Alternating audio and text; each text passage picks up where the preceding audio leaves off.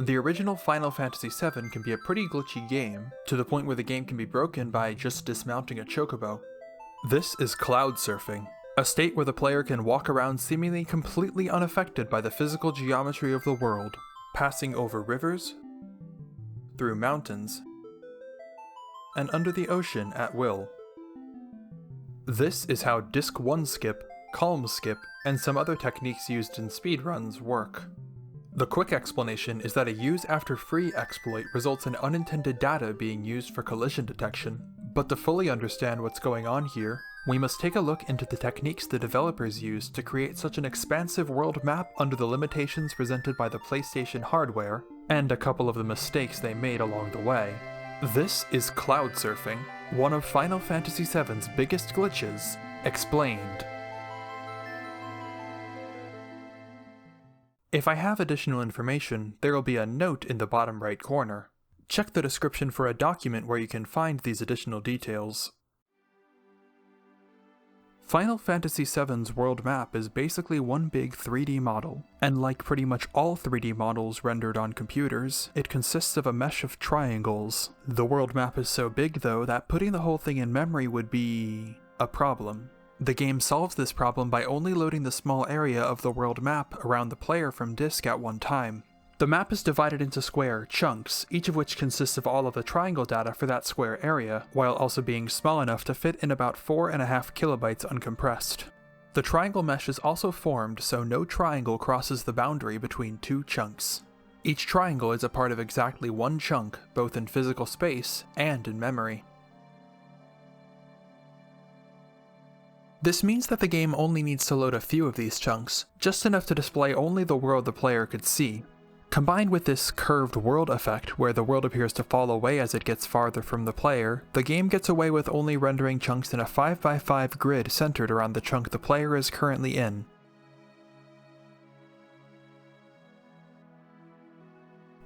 These chunks are stored in memory in a buffer with 32 slots, each big enough to hold the full data for any one chunk. Here, we put the slot number each chunk is currently stored in. Let's arrange these chunks into their memory order. The chunks also maintain a linked list amongst themselves, which means that each chunk keeps track of the next chunk in the list that's ordered differently from how they're arranged in memory, represented by these arrows here. Let's arrange the chunks into this linked list order. Here we see that the list starts with this green chunk, then contains these white chunks, and then these red chunks. The green chunk is the chunk that the player is currently in, and it's usually the first in the list. Then, there are these white chunks. These are the chunks that will be rendered, and they are considered active. The active chunks are the ones in a 3x3 square around the chunk the player is in, as well as the ones in the surrounding 5x5 ring that the camera is facing. Finally, there are these red chunks, which are inactive and will not be rendered. The game also always makes sure that the active chunks are before the inactive chunks in the linked list order. If an inactive chunk becomes active, the list is reordered so it gets moved to the end of the active portion, and if an active chunk becomes inactive, it gets moved to the beginning of the inactive portion. In this example, we rotate the camera left, so the chunk in slot 13 is considered active. When this happens, it's moved to the end of the active chunks, and so its position in the list is swapped with slot 30. If we rotate the camera further, chunk 3 on the other side becomes inactive. So it gets moved to the start of the inactive section of the list. If we zoom out and spin the camera, we can see that the chunks just around the player stay active and are always rendered. But the ones in the ring outside that are only active and rendered when the camera is facing towards them. When the game needs to load a new chunk into memory, if there is a slot that hasn't yet had a chunk stored in it, then this chunk will fill the earliest such slot. This happens shortly after the world map is first loaded and all of the slots haven't had to be used yet. After all the chunk slots have been filled with data, it goes in the slot at the very end of the linked list. Because all the active chunks are always before all the inactive chunks in the list, and because no more than 25 of the 32 loaded chunks can be active at once, the chunk this replaces will always be inactive, and it will be the chunk that was active the least recently. This means that, when a new chunk has to load, it could potentially load into any of the 32 available slots, depending on how the internal list is structured and what slot happens to contain the end of the list when that chunk needs to load. A chunk can be loaded into one slot, then you can move away, causing it to unload, then load it back again, and it could be in a different slot in memory despite being in the same location in the world. This chunk on the map outlined in blue is loaded in slot number 6. However, once we run away and come back, it will be loaded in slot 5 instead.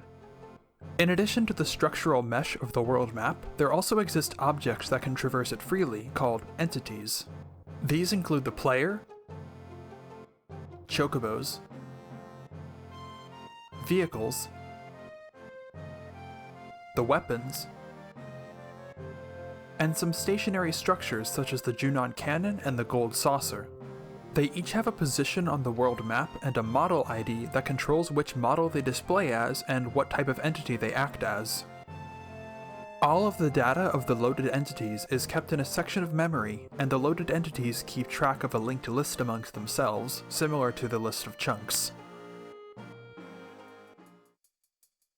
Let's take a closer look at the data stored inside a chunk. Chunks have 3 lists of data: triangle data, vertex coordinates, and vertex normal vectors. Let's start with the triangles. The data for each triangle is just 12 bytes. 1 byte for each of its 3 vertices, 1 byte for the type of ground and the script to run on contact, 6 bytes for texture positioning,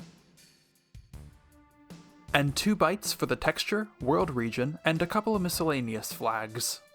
You might think that 3 bytes isn't a lot of space to fully store the locations of all 3 vertices, and that's because that information isn't really stored here. Rather, each chunk has a separate list of vertex coordinates, and these are simply indices into that list.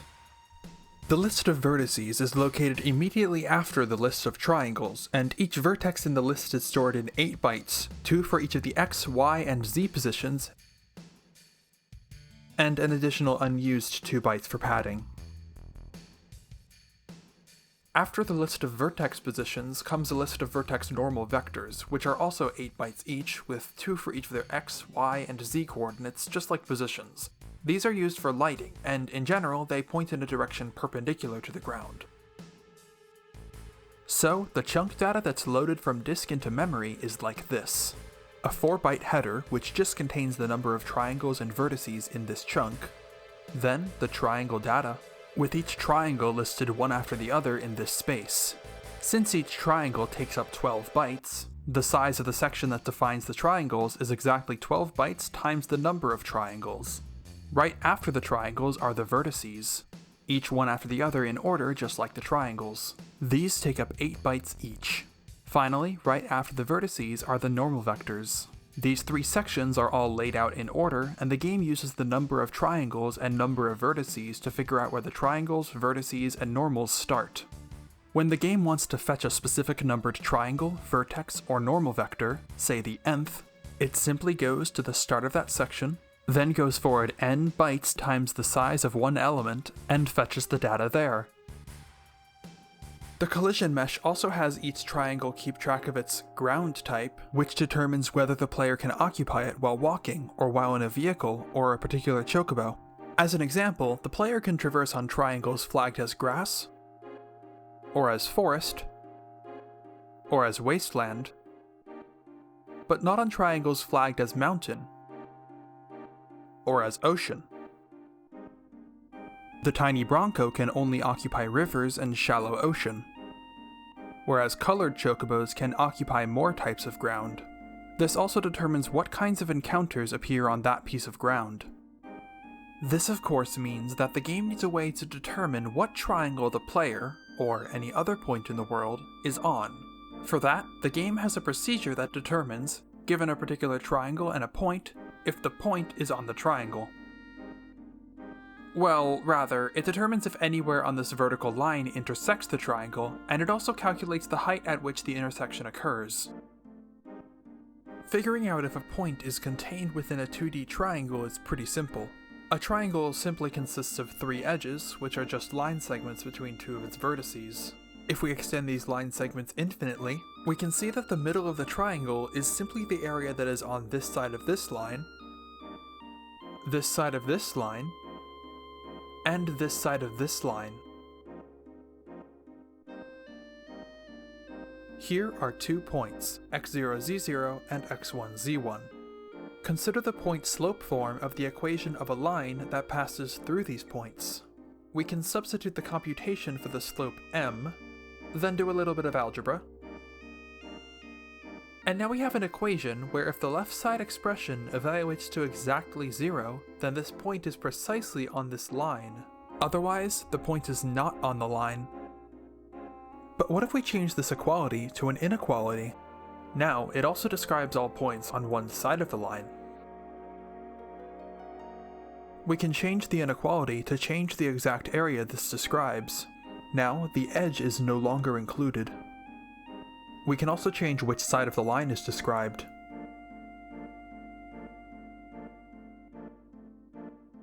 This is the inequality the game actually uses, with a less than or equal to comparison. The game simply needs to perform 3 of these line comparisons. One on v0, v1, one on v1, v2, and one on v2, v0. This can be used to detect if a point is inside or outside a triangle. A point needs to pass all 3 of these conditions for it to be considered within the triangle. Note that because of the less than or equal to comparison, a point being exactly on the line still does count, but again still only if all 3 conditions pass. In short, the point xz is within a triangle if and only if all 3 of these conditions pass. So, the algorithm the game uses to determine a collision triangle is, it computes the chunk of the input coordinate using simple division. Then, for each of this chunk's triangles, it uses the previously described algorithm to determine if this triangle intersects this point. If so, it computes the y-coordinate of intersection. At the end, it chooses the intersected triangle with the closest y-coordinate of intersection to the y-coordinate of the input point. This works fine for the most part, but we have made a couple of implicit assumptions about the triangles we're working with.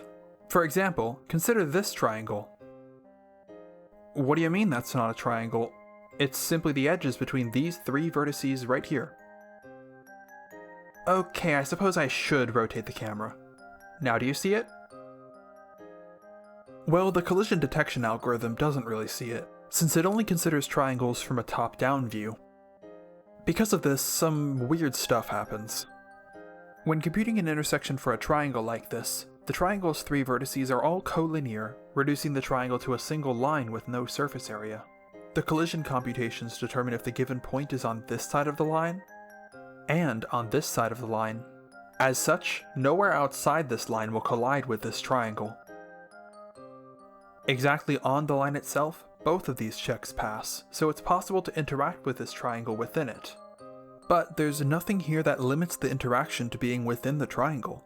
So if the collision point is outside this triangle but still on this line, it will still collide. This can result in collisions infinitely far away, so long as the interaction happens exactly on this line. Well, not infinitely far away, as the triangle and collision points still need to be in the same chunk for this to be a candidate for collision. This is how this TAS by Little Gecko enters the Chocobo Ranch from a distance like this, saving just a little bit of time. These vertical walls on the side of the ranch are flagged to run a script that loads the Chocobo Ranch on collision, like the rest of the ranch building. Because they're perfectly vertical walls, the vertices are collinear when viewed from above, and so they result in this edge case in collision detection and can be interacted with from far away. These triangles that break the collision detection algorithm and don't really have a proper inside are called Degenerate Triangles, with this type being referred to as a line triangle. What if we were to further constrict all 3 vertices to a single point and make a sort of point triangle? In that case, even our line triangle model breaks down, and there's no clear, intuitive way to understand what happens next from this. Instead, let's go back to our formulas from before.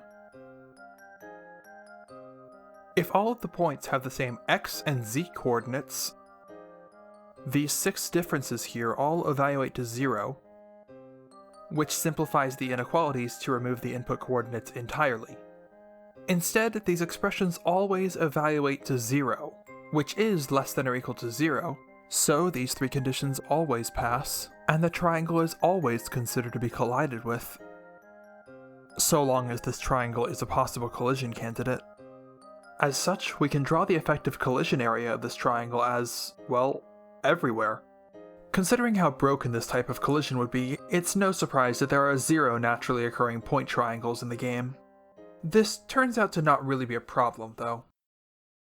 Each frame, for entities on the world map like the player, the game will perform at least 5 collision checks, one at the entity's position, and one's 200 units directly north, south, east, and west.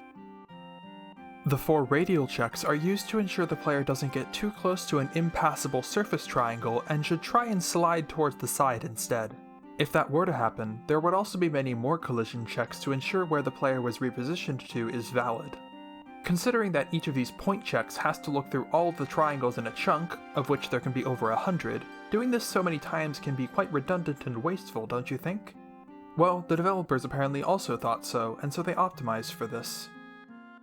Most of the time, an entity will collide with the same triangle as it did on the previous frame, either because it didn't move at all, or because it only moved a small amount between those frames.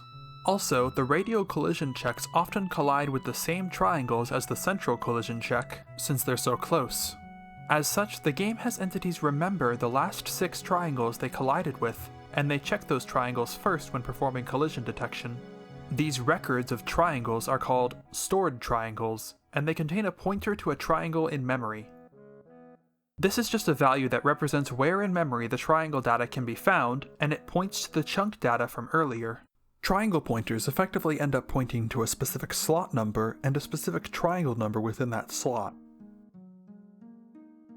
It also stores the chunk's x and z coordinates in the world.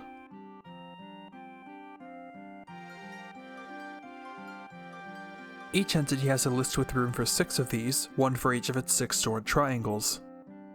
When performing collision detection, before exhaustively checking the chunk's triangles, the entity in question's stored triangles are checked. Assuming the stored triangle slot is filled, the game checks to make sure the x and z chunk coordinates it's recorded for the stored triangle match the chunk the point is in, and only if that is the case does it determine if the triangle being pointed to collides with the point being compared against. It checks each of the 6 stored triangle slots in order. Then, if any of them are collided with, it immediately terminates and returns that triangle without checking against any other triangles. Only if none of the stored triangles pass does it exhaustively search the chunk for a colliding triangle, which will then be stored at the beginning of the stored triangle list, pushing all the other triangle records down by 1, which will push off the 6th stored triangle if there are that many. Since most of the player's collisions will be with triangles they were colliding with recently, this system effectively allows the game to remember those past few triangles. So most of the time, it doesn't have to end up performing an exhaustive search for a collision triangle. We can add this to the algorithm previously described for collision detection.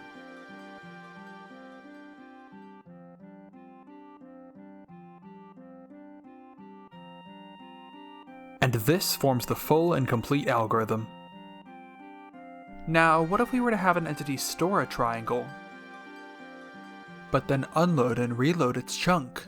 As said before, when a chunk unloads and reloads, it can very easily load into a different physical memory slot, and a different chunk's data would overwrite the slot it used to be in. This would mean the data being pointed to by the stored triangle pointer would change, so if that stored triangle were to be used for collision, it would read whatever data loaded into its place as if it were a collision triangle, and from there, who knows what might happen.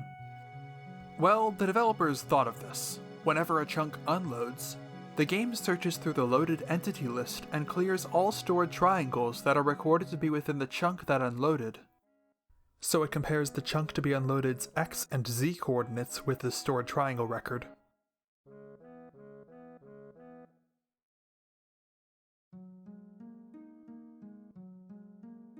and this is repeated for every entity in the loaded entities list.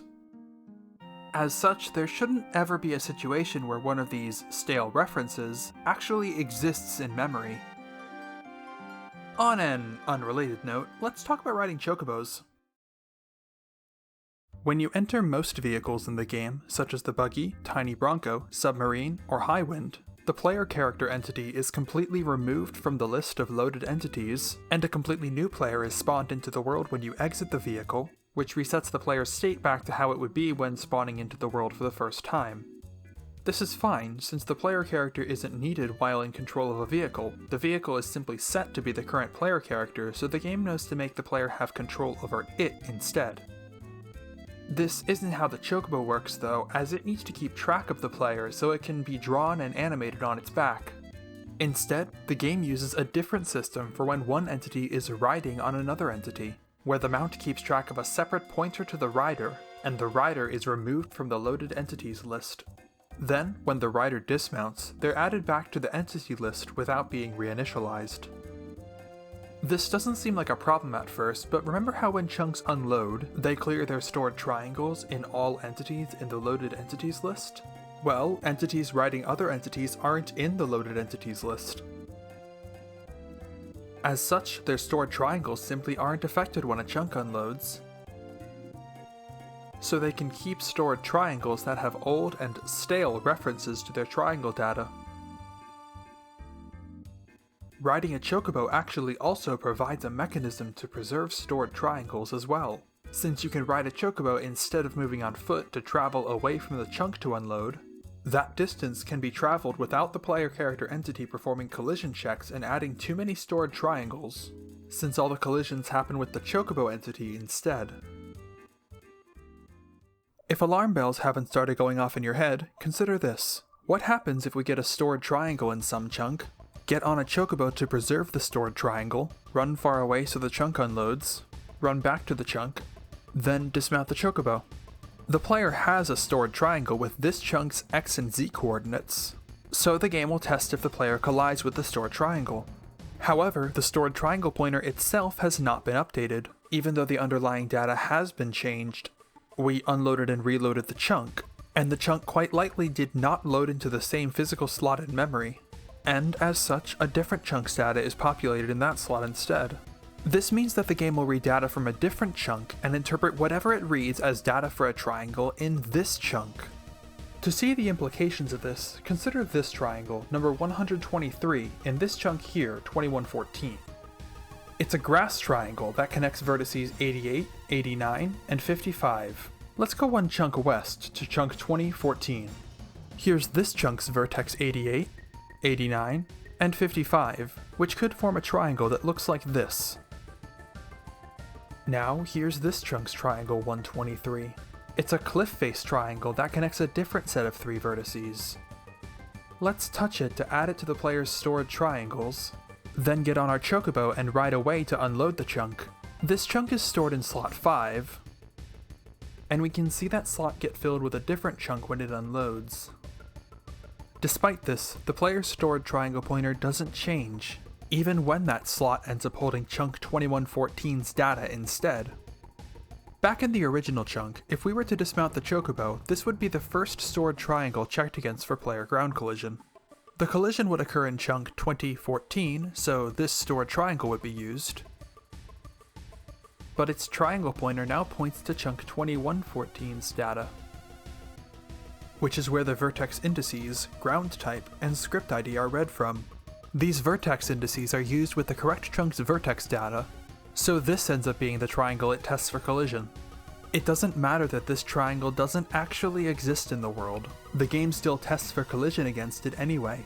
Since it's a stored triangle, if this collision check succeeds, no other collision checks are made, and the Y value used for the collision check is the Y value of intersection on this triangle, meaning that's the height the player would be put at.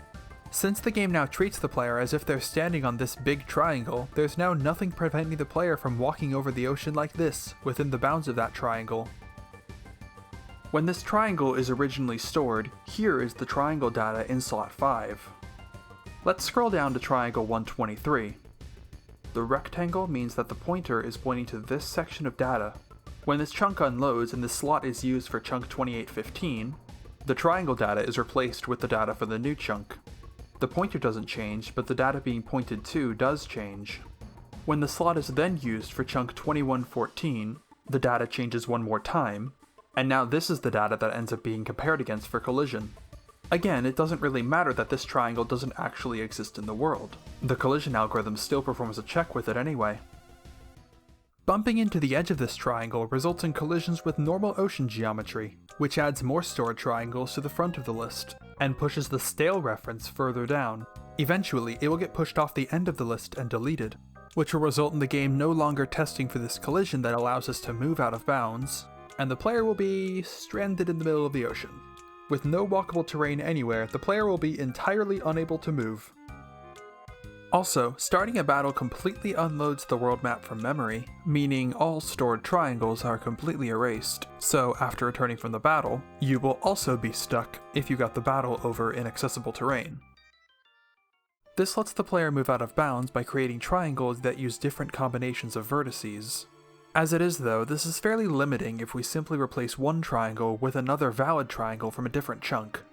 Since this new data is still that of a valid triangle, even if the vertex indices end up being interpreted differently, it's not going to result in significantly different behavior from a normal triangle. Right now, this is interesting, but it seems like it'd be hard to make it totally game-breaking. Well, consider this chunk here that has 128 triangles in it. Here is its data, and we can scroll down to the last triangle in the list. However, it still makes sense to consider a pointer to a higher numbered triangle past the end of the list. Like, the nth triangle in a chunk just refers to the 12 bytes of data that many positions after the start of the list. The data immediately after the triangle data is the vertex data, which is normally grouped into 8-byte groups for each vertex. But if we interpret this data as entries in the triangle list, we can instead consider them in 12-byte groups like this. So we could say that triangle number 131 would be this one here, the data comprised of the second half of vertex 4 and the entirety of vertex 5. Now, normally, the game will never store a triangle pointer past the end of the triangle list, since these aren't actually triangles. The triangle list ends here, and the game shouldn't try and use any of the data past it as if it were a triangle. But different chunks have different numbers of triangles, meaning the end of the list of triangles can be at a different position. Take this chunk here, which has 143 triangles. Here's this chunk's triangle 131, which we can bump into and store from the left side. Now let's get on our Chocobo and use this slot to load a chunk with a smaller number of triangles, such as this chunk from before with only 128 triangles. Just like that, we can get a triangle pointer that points to data that isn't even triangle data. Now look at this data here. If the game were to use this data as a triangle for collision, the first 3 bytes here would be used to determine the vertex indices. But as you can see, they're all the same number, 0, 0, and 0, meaning this triangle's 3 vertices are all the same, and therefore all at the same point in space. If we remember from earlier, this results in a point triangle, meaning we can walk anywhere in this chunk. Indeed, this is exactly how the original method for Kalm Skip works. We interact with this chunk's triangle 131, then reload and shuffle around the chunk so that slot is being used by this chunk instead, and that gives us a stored point triangle in this chunk. We can then just walk into the mountain here, and the stored triangle gives us free movement everywhere in this chunk, which lets us simply walk across the river and cross to Junon. New Kalm Skip works similarly, but has 2 relevant stored triangles instead of just 1. First is this one, triangle 139, which is touched between exiting Mithril Mines and getting on the Chocobo. We use this chunk over here, which has only 128 triangles, to give us a point triangle. This is done to be able to move partially inside the mountain to the edge of the chunk, where we can bump this triangle in the chunk on the left here, number 129. We can then unload that chunk without messing up the data for the first stored triangle, and that results in the second chunk being allocated to this slot, which has only 126 triangles. Both of these stored triangle references are point triangles, so we can simply walk from one chunk to the other and then straight through the mountain. We've seen a 1 chunk setup, we've seen a 2 chunk setup, let's raise the bar up to a 5 chunk setup. This is Disc 1 Skip, the newest and biggest skip on the PlayStation version of Final Fantasy VII. We have to get through these 5 chunks, meaning we need point triangles in all of them. We start with triangle 131 in the first chunk, then load this chunk next to it into its slot. This chunk only has 130 triangles, so after it's loaded in the slot, the stored triangle points to this vertex data, which pretty obviously resolves to a point triangle if you look at the vertex indices. We use this point triangle to hit this triangle, number 128, in the chunk to the north. Now, we then load another chunk into that chunk slot to make it have a point triangle, but if we look at the data, it doesn't seem like this should work. See, the chunk we load into its slot is this one, all the way up here. This chunk has a lot of triangles, 198 in total, meaning it has a valid triangle 128. So the data that's red is data that's of a valid triangle, and as such its 3 vertex indices are each different and valid.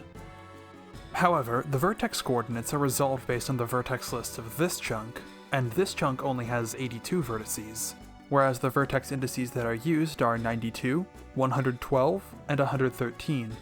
So, the game looks that far past the start of the vertex list, and ends up reading data in the vertex normal vector section instead, reading the normal vectors for vertices 10, 30, and 31 as vertex position data. Normal vectors point in a direction sort of perpendicular to the ground, though not always. On an entirely flat chunk of ocean like this though, all of these normal vectors would point straight up and down, meaning all their x and z components are exactly 0. These are what the x and z coordinates of the vertices resolve to, so we get 3 vertices with the same x and z values, and thus a point triangle. It's particularly important we use this chunk here, since this data actually resolves to being a non-hostile triangle, since it has a non-zero script ID.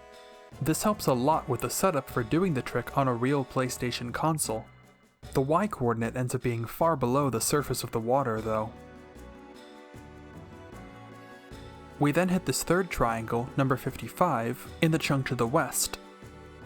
Then load this chunk in its slot to give it this data. Note that we also have to manage the second triangle's chunk slot to ensure that it maintains the same chunk by the end.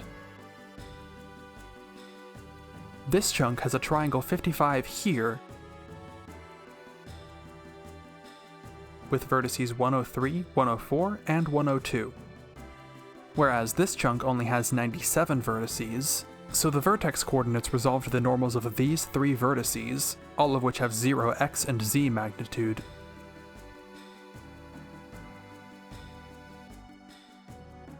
The fourth triangle is this tiny little one, number 131, in this chunk here. We load this chunk next to it in its slot, again while juggling the second triangle's chunk.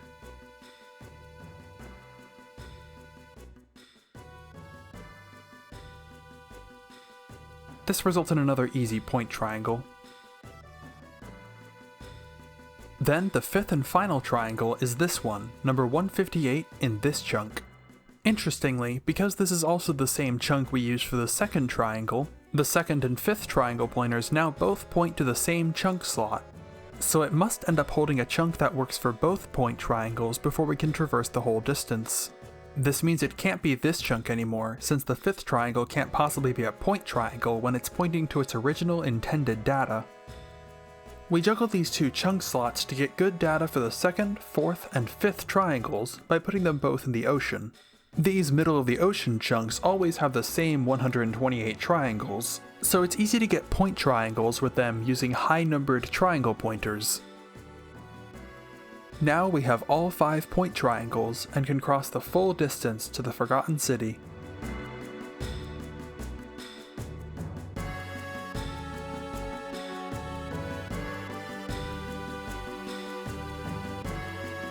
Earlier I skimmed over a slight detail. When processing a chunk either to perform collision or rendering, the game actually copies the vertex list into a separate buffer called the vertex list copy, and uses the values in that buffer instead of the values in chunk memory for collision and rendering. This seems wasteful, but it's actually done to facilitate the rounded world effect for faraway points. Since vertex positions are read from the VLC instead of directly from chunk data, it seems like indexing vertices out of bounds shouldn't result in normal vector data being read. For some reason though, no matter how many vertices a chunk has, the game always copies exactly 122 vertices worth of data to the VLC.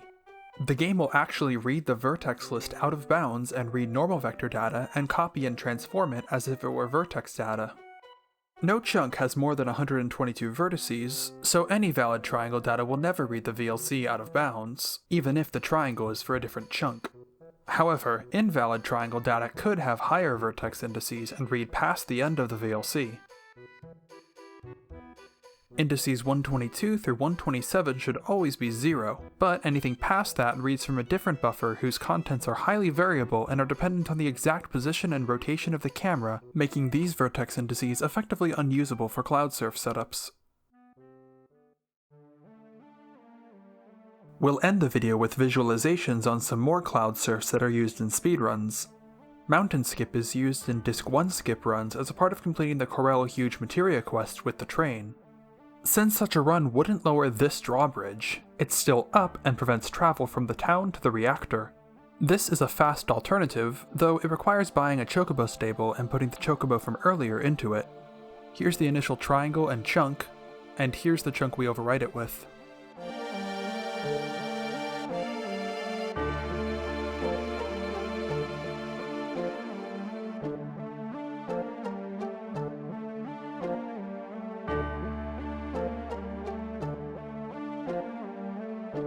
Diamond Surf is used to trigger the diamond weapon fight earlier than if you were to wait for it to reach the beach like normal. Here's the safe version where there's no risk of soft locking out of bounds. It saves around 15 seconds.